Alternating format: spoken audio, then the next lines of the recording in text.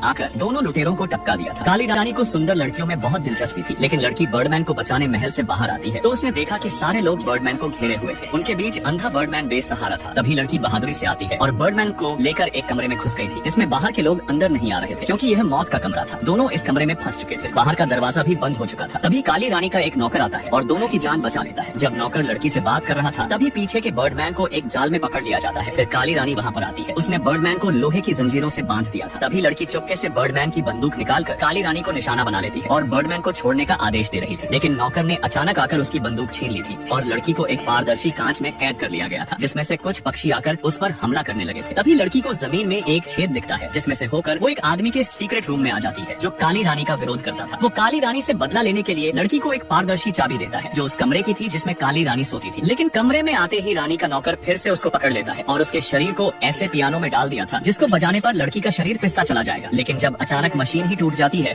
तो वो लड़की को छोड़ देता है। लेकिन यह सब उसकी एक चाल थी। दरअसल वो लड़की से पारदर्शी चाबी लेकर काली रानी के खिलाफ षड्यंत्र रच रहा था, क्योंकि वो उसे मारकर खुद राजा बनना चाहता था। नौकर को खत्म करने के लिए काली रानी को महल को नष्ट करना पड़ जाता है। यंत्र को चालू करते ही लड़की और काली रानी एक बबल में बैठकर महल से बाहर आ गई थी और महल के जलने के साथ साथ नौकर भी जलकर राख हो जाता है। काली रानी और लड़की एक द्वीप पर उतरती है जहाँ बर्डमैन शांति से सो रहा था। लड़की उसको तुरंत जगाती है और द्वीप के पानी में डूबने से पहले बर्डमैन दोनों लड़कियों को उठाकर उड़ जाता है।